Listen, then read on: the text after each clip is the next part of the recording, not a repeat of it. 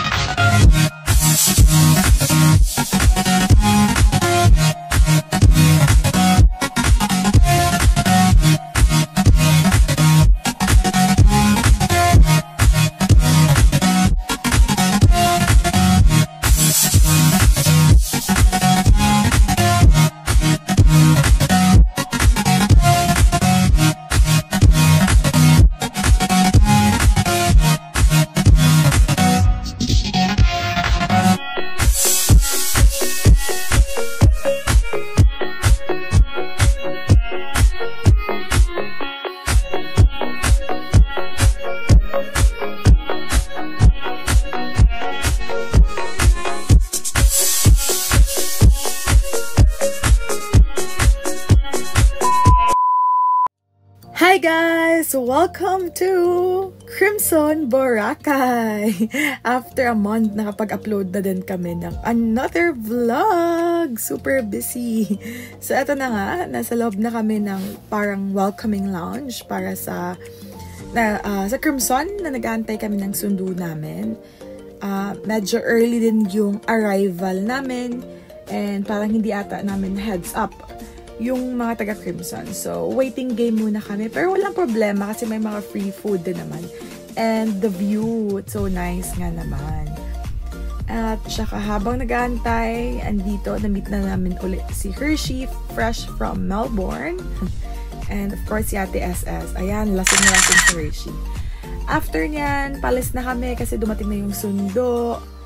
And eto na nga, need pa kasing sumakay para sa umabot sa kabilang isla. At syempre, andun yung Boracay Island. Let's go!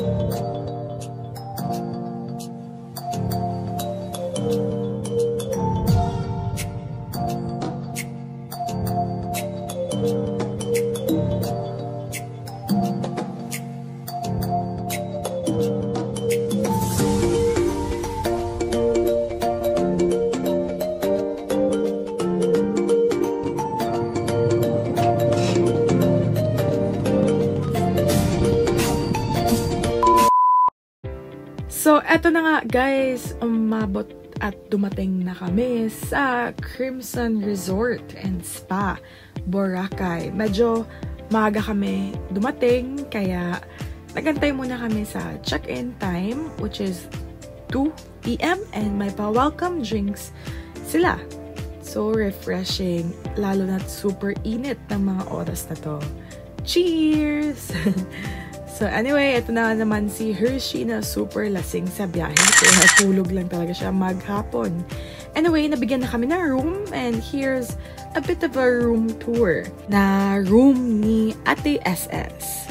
And based on my research pala, yung room cost can range from 22,000 to 37,000 a night. You can check their website naman, Agoda or booking.com for your reference na din. So, palakad-lakad muna kami sa labas kasi yung ibang rooms hindi pa namin pwedeng ma-check-in kasi nga hindi pa pwede mag-early check-in, kumbaga. So, habang naglalakad, gusto din bumili ni Ate SS ng mga damit sa D-Mall. Kaya umalis kami ng Crimson while waiting for the check-in time. And biglang umulan. So, ito na nga. Bago yan, subscribe muna kayo for more travel tips. Thank you!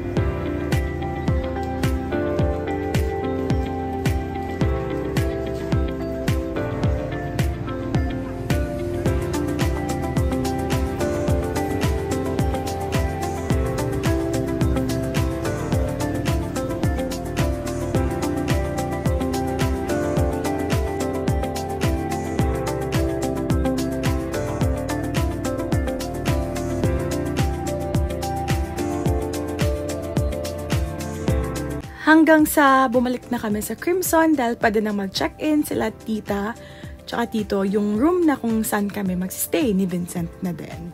And here's a bit of a room tour na may pa-video sina ate tsaka Vincent.